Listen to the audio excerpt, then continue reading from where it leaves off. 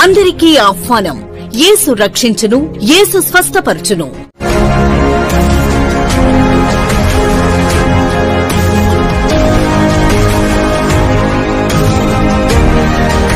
ప్రభు యేసులా పని చేయుము, సాతాను శోధిస్తే ఎదురించుము.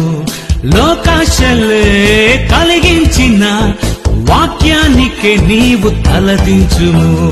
తల్లిదండ్రులే వదిలేసిన మన తండ్రి పని మీదే ఉండాలని దేవుని ఆశ,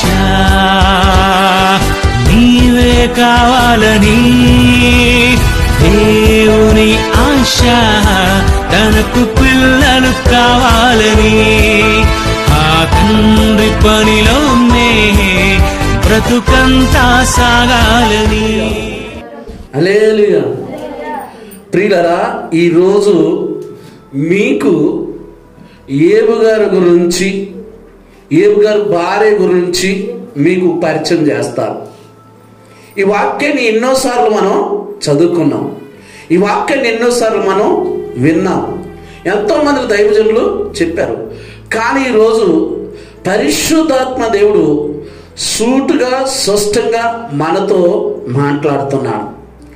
ఏబు గారు కుటుంబం, ఏబు గారి యొక్క బిడ్డలు, ఏబు గారి యొక్క కొడుకులు, ఏబు గారికి బహు ఆస్తిపరుడు, బహు మంచి పేరు తెచ్చుకున్నవాడు, మంచి ధనవంతుడు, మంచి ప్రదేశంలో ఉన్నవాడు, తన పట్టణంలో, తన గ్రామంలో, తను ఉంటున్న ఏరియాలో మంచి నమ్మకమైన వ్యక్తి. దేవుడు అతన్ని ఆ పట్టణంలో, ఆ ప్రాంతంలో అతన్ని గొప్పగా ఆశీర్వదించాడు. దేవుడు ఆశీర్వదించిన కొలది ఆయన ఆశీర్వాదం అభివృద్ధి పొందుతున్నది. అయితే ప్రియులారా, ఏబు గారి యొక్క జీవితంలో ఇంత ఆశీర్వాదంతోనూ, సిరి సంపదతోనూ, కుటుంబంతోనూ, పనివారితోనూ, బహు జనసమూహంతో హ్యాపీగా గడుపుతున్న తన జీవితంలో ప్రియులారా అపవాది ప్రవేశించింది. ఎవరు ప్రవేశించారు? అపవాది ప్రవేశించింది. నిజంగా ఏబు గారు ఎప్పుడు అనుకోలేదు, ఏబు గారు పిల్లలు అనుకోలేదు, ఏబు గారు భార్య కూడా అనుకోలేదు ఇంత కష్టం నాకు వచ్చిందని. ఎందుకంటే కష్టం వచ్చిందని తెలిస్తే ఆ కష్టం నుంచి మనం తప్పించుకుంటాం, ఆ కష్టం నుంచి బయటపడాలని మనం అనుకుంటాం. కానీ ఏబు గారి జీవితంలో ప్రియులారా బైబిల్లో ఎక్కడ కనపడదండి అంతగా అనుభవించినటువంటి వ్యక్తి, అంత ఓపిక కలిగినటువంటి వ్యక్తి, అంతగా నిదానము కలిగినటువంటి వ్యక్తి, అంత ప్రార్థనాపరుడు, అంత నీతిమంతుడు, అంత విశ్వాస వీరుడు, మంచి సాక్ష్యం కలిగిన వ్యక్తి. ప్రియులారా, ఆయన జీవితంలో సిరి సంపదలతోనూ, కుటుంబంతోనూ, పరివారంతోనూ సాగిపోతున్న జీవితంలో అపవాది కన్నెర చేసింది. అపవాది కన్నెర చేసి దేవుడి కాడికి వెళ్ళి అపవాది అంటే, ఇదిగో నీ సేవకుడైన ఏబుని నేను కష్టపెడతాను, నీ సేవకుడైన ఏబుని నేను ఇబ్బంది పెడతాను, నా ఇబ్బందిని చూసి, నా కష్టాన్ని చూసి నిన్ను విడిచిపెట్టి పారిపోతాడు అని సాతాను గడంటే దేవుడు అంటాడు, నువ్వు ఎన్ని కష్టాలు పెట్టినా, ఎన్ని ఇబ్బందులు పెట్టినా నా సేవకుడు నన్ను విడిచి పోడు, నన్ను మర్చిపోయి ఉండడు అని అన్నాడు. సరే చూద్దాం అని ప్రియులారా, దేవుడు తన ప్రాణం తీయటానికి మాత్రం అధికారం ఈయన, ఏ టార్చర్ అయినా పెట్టుకో, ప్రాణం తీసే అధికారం మాత్రం ఈయన. ప్రియులారా, వెంటనే తన జీవితంలో పిల్లగాలు మంచి విందు కార్యక్రమం ఉన్నప్పుడు ఇంటి దూరం పడి ప్రియులారా ఒక్కసారి పిల్లగాలు బిడ్డలందరూ చనిపోయారు. ఒక్కసారి గొర్రెలు చనిపోయినాయి, ఎడ్లు చనిపోయినాయి, గాడిదలు చనిపోయినాయి, తను కట్టుకున్న మంచి వీళ్ళు గాలికి వచ్చి గొప్ప కూలిపోయినట్టు కూలిపోయింది. తన జీవితం ఒక్క సెకండ్లోనే కన్నుమరుగైపోయింది. ఆ జీవితం చాలా బాధకరంగా మారిపోయింది. మంచి ఇల్లు, మంచి బంగారం, డబ్బుతో, పిల్లగాలతో, కుటుంబంతో, సంసారంతో నింపబడిన ఇల్లు ఒక్కసారే సిడిగిపోయిన యంత్రాల వల్లే మారిపోయిందండి.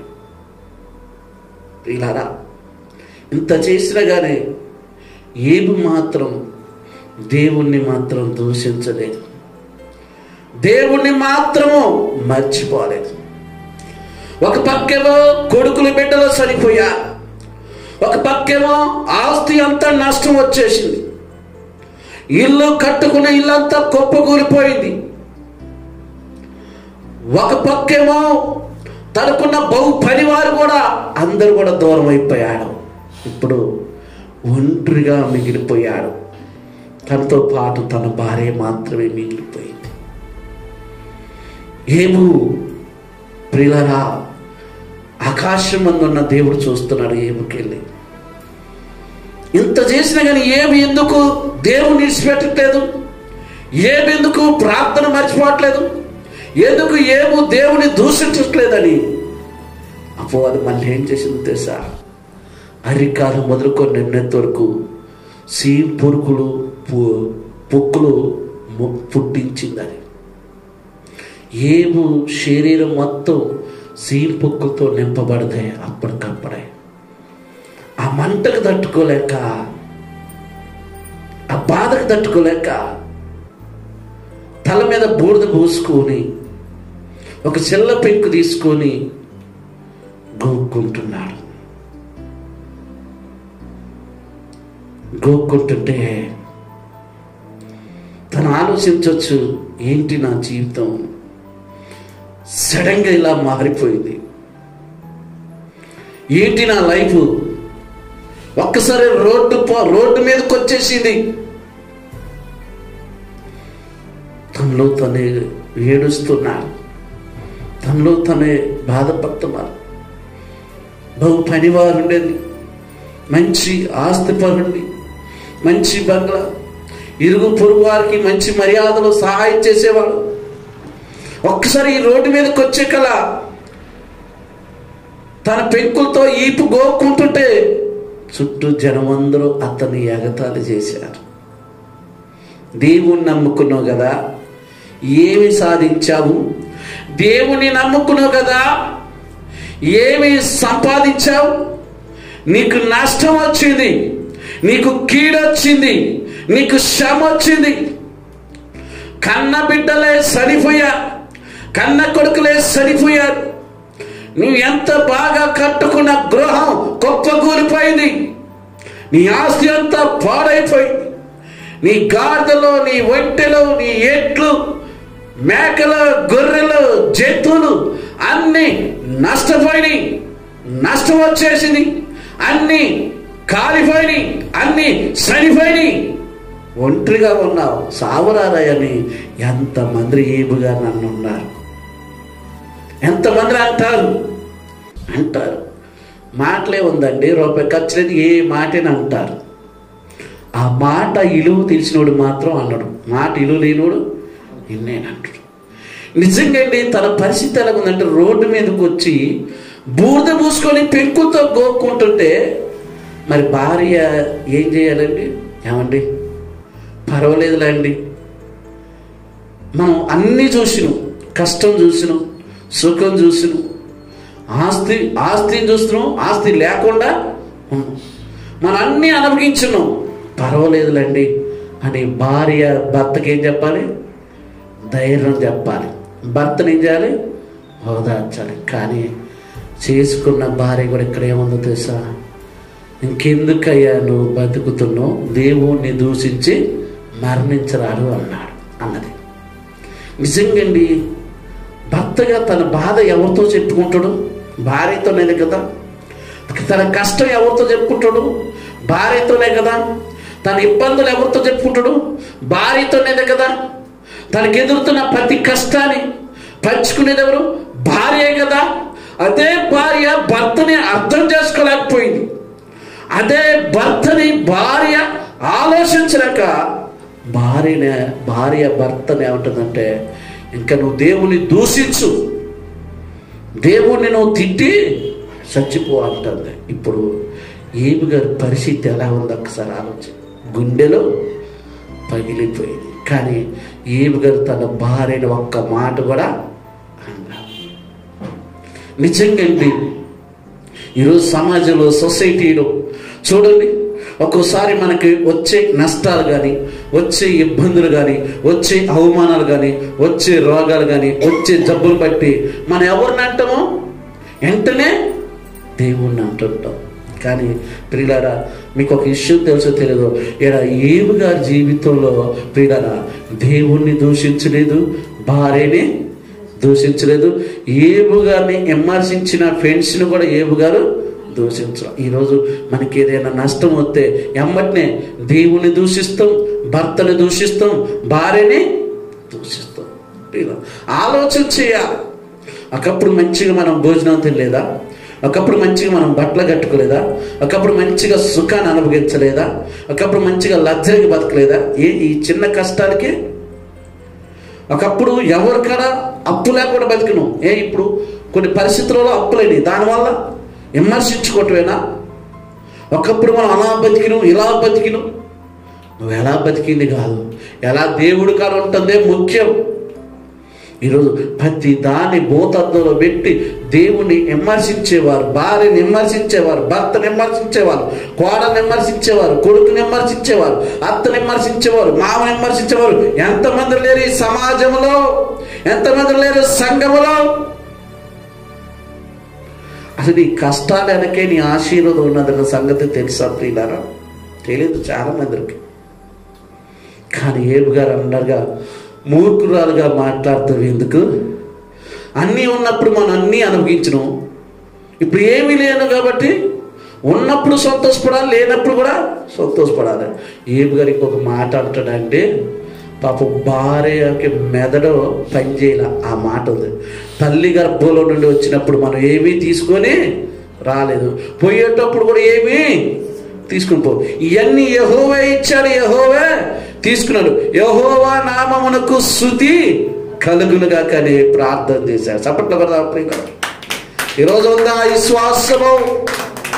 నేను బతికిచ్చిన దేవుడే, నేను పోషిస్తున్న దేవుడే, నేను ఆశీర్వదించిన దేవుడే, నేను స్వస్థపరిచిన దేవుడే, నేను నిలవబెట్టిన దేవుడే. నీ కష్టాలు, నీ ఇబ్బందులు, నీ అవమానంలో అన్నిటిలో కూడా నీ చేయి పట్టుకుని నీ వెనకుండి నడిపిస్తున్న దేవుడు నీతో ఉన్నాడు. ఈరోజు దేవుడు లేడనుకొని నువ్వు బాధపడుతున్నామో, అవమానాలు వస్తున్నాయని, కష్టాలు వస్తున్నాయని, ఇబ్బందులు వస్తున్నాయని, జబ్బులు వస్తున్నాయని, రోగాలు వస్తున్నాయని, అప్పులు పాలైనని ఈరోజు నువ్వు నీ జీవితాన్ని నువ్వే కించపరుచుకుంటున్నామో, నువ్వు నమ్మిన దేవుని తక్కువ అంచనేస్తున్నామో. ఆయన సైన్యములకు అధిపతిగా యెహోవా దేవుడు ప్రియులారా. అందుకే ఆ దేవుడు సంఘంలో, దేవుడు మందిరంలో, దేవుడు వాక్యంలో, దేవుడు యొక్క కృపలో మనం వెతుకుతుంటే దేవుడు ప్రతి విషయాన్ని మనతో పంచుకుంటాడు, ప్రతి విషయాన్ని మనకి షేర్ చేస్తాడు. ప్రతి విషయం ద్వారా మనతో, మన కుటుంబంతో, మన పిల్లలతో దేవుడు మాట్లాడుతాడు ప్రియులారా. ఈరోజు మనం అనుకుంటున్నాం కానీ ఏంటి నా బతుకు ఎలా అయిపోయింది, ఏంటి నా పరిస్థితి ఎలా అయిపోయింది, ఈ అప్పులు దేరు, ఎంత పని చేసినా, ఎన్ని పని చేసినా, ఈ గిరిగిరులు దేరు, ఈ వారాల డబ్బులు దేరు, ఈ వడ్డీ డబ్బులు దేరు, నాకు అసలు మనశ్శాంతి లేదు, మనసుకు ఎర్రెత్తబడుతుంది. ఎందుకో ఇన్ని అప్పులు చేశానని నీకు నీవుగానే కించపరుచుకొని, నీకు నీవుగానే బ్యాడ్గా మాట్లాడుకుంటే నష్టం ఎవరికి? చెప్పండి, ఎవరికి నష్టం? మనకే కదా, మనకేనే కదా. ఇన్ని సంవత్సరాలలో దేవుని అర్థం చేసుకుంది ఇదేనా? ఇన్ని సంవత్సరాలలో భర్తను అర్థం చేసుకుంది ఇదేనా? ఇన్ని సంవత్సరాలలో భార్యను అర్థం చేసుకుంది ఇదేనా? ఒకప్పుడు మంచిగా రిచ్ పీపుల్గా బతికి మనం ఈరోజు రిచ్ లేదనుకో, ఏమైంది? ప్రాబ్లం ఏంటి? ఒకప్పుడు మంచి ప్రస్తుతమైన వస్త్రాలు వేసుకుని, ఇలా మామూలు బట్టలు వేసుకుని, ఏంటి ప్రాబ్లం ఏంటి? అసలు నాకు వీటన్నిటికంటే ఒకటి ఏంటి సార్, నువ్వు ప్రాణాలతో భూమి మీద బతుకున్నావు అంటే అదే గొప్ప ధన్యత. చప్పట్లు కొడదాం ప్రియులారా. ఇలా ధనవంతుడైనా, అధికారైనా, నాయకుడైనా, సినిమా యాక్టరైనా, సినిమా హీరోయిన్లైనా, సామాన్యుడు మొదలుకొని ధనవంతుల వరకు, గల్లీ మొదలుకొని ఢిల్లీ వరకు, ఆరణ్యాల్లో ఏ ఒక్కరినైనా చూడండి పిల్లరా, సమానంగా చూసేది ఒక సమాధి. అది కులాన్ని చూడదు, మతాన్ని చూడదు, అది అందరినీ ప్రేమించింది. 6 అడుగులు గోయ, మనిషికి ఎంతండి ఇదే. ఇంకా ఒక ఆయన సముద్రంలో మునిగిపోతున్నాడు. మునిగిపోతుంటే అతడు ప్రార్థన చేస్తున్నాడు, ప్రభా నువ్వు వచ్చే నన్ను ఈ సముద్రంలో నుంచి నన్ను కాపాడు, నువ్వు వచ్చే నన్ను కాపాడని ఆయన ప్రార్థన చేస్తున్నాడు. ప్రార్థన చేస్తే ప్రియులరా, ఆయన ప్రార్థన ప్రియులరా దేవుడు విని ఒక పడవ నాయకుడు పంపినాడికి, యాడికి మునిగిపోయేకాడికి. పడవ తీసుకుని ఆయన గమకపోతే, నువ్వు వద్దు, నాకు దేవుడే రావాలి, దేవుడే నన్ను రక్షించాలన్నాడు. ఓరు బాబు అని ఆయన వెళ్ళిపోయాడు. రెండోసారి హెలికాప్టర్తో పంపించిండు. మరి మునిగిపోతున్నాడు అని కాపాడు. హెలికాప్టర్ పంపితే ఆ హెలికాప్టర్ నువ్వు కదా రావాల్సి, నాకు దేవుడే రావాలి, దేవుడే రావాలన్నాడు. మూడోసారి కూడా ఓడను పంపించిండు. ఓడను పంపించిన కానీ ఆయన కూడా వద్దాడు. ఈరోజు నీళ్ళు మునిగిండు, తాగిండు, చనిపోయిండు. వెంటనే దేవుడి కాడ పోయిండు. అంటాడుగా, ప్రభువా నిన్ను నమ్ముకుని కాసి నేను మంచి ప్రార్థన చేయలేదా, పాటలు పాడలేదా, వాక్యానికి సహకరించలేదా, అమ్మగారు అయ్యగారు మాట లేదా, మేము కానుకలు ఇవ్వలేదా, దశభాగం ఇవ్వలేదా, నడిసంవత్సరంలో మేము చచ్చిపోతుంటే అలా చూసిను అని దేవుణ్ణి అడుగుతున్నాడు. దేవుడు ఆయన పిచ్చోడా, ఆ పడవలో వచ్చింది కూడా నేనేరా, అప్పుడు వద్దన్న పూనీలని మళ్ళీ హెలికాప్టర్లో వచ్చింది నేనేరా, అది వద్దన్న ఓడలో వచ్చింది కూడా నేనేరా, డైరెక్ట్గా నేనే వద్దు నువ్వు బతకోరు నాయన, నేను మనిషి రూపంలో వచ్చి నీకు సహాయం చేస్తాను రా అన్నాడంట. దేవుడే. ఈరోజు నీకు ఎన్ని కష్టాలైనా ఉండొచ్చు, ఎన్ని ఇబ్బందులైనా ఉండొచ్చు, కానీ ఆ కష్టాలు ఆ ఇబ్బందులు నిరంతరము నీతో పాటు ఉండవు. వాన వచ్చిందనుకోండి అది వెలిసిపోద్ది, గాలి వచ్చిందనుకోండి ఆగిపోద్ది. సమస్యలు కూడా అంతే, వస్తాయి పోతాయి. కానీ సమస్యలు చూసి భయపడదు, సమస్యలు చూసి దేవుణ్ణి దూషించద్దు.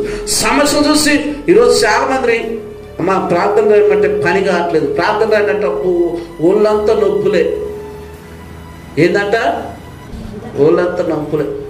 పనికి పోకుండా ఉండేది పొరపాటున పోకుండా ఉండదు. పని పోవాలి, ఒళ్ళు ఆడకుండా కావాలి, ఎక్కడికి వచ్చి నీ కోసం ప్రార్థన చేసుకోవటం కూడా ఒళ్ళు నొప్పులే. చర్చికి వచ్చి నీ కుటుంబం కోసం ప్రార్థన చేసుకోవటం కూడా సాకులే. ఎన్ని సాకులు చెప్తారండి. పాప అయ్యగారు ఏం చేస్తారంటే కొడతారు, దేవుడు కొట్టాడు కదా. ఈరోజు నీ కష్టం వచ్చిందని, నీ బాధ వచ్చిందని దేవుడు నిన్ను మాత్రం వదిలివేయాల.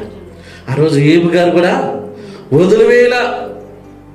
ఎందుకో తెలుసా, నా దేవుడు నా ఈ స్థితిలో నన్ను ఉంచాడంటే మరొక స్థితికి నన్ను సిద్ధపాటు చేస్తాడు.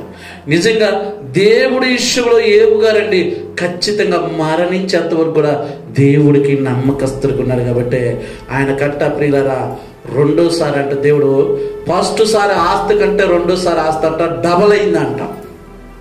అంటే ఎంత ఆశీర్వదించినంటే ఆ పట్టణంలో ఆ దేశంలో ఆయన అంత గొప్ప లేడంట, అంత డబల్గా ఆశీర్వదించాడు. ఆ ఆశీర్వాదం రావటానికి ఆ శ్రమలో కూడా దేవుడికి నమ్మకంగా ఉన్నాడు. మనం కూడా నమ్మకంగా ఉండాలి, మనం కూడా యథార్థంగా ఉండాలి, మనం కూడా విశ్వాసంగా ఉండాలి ప్రియులారా.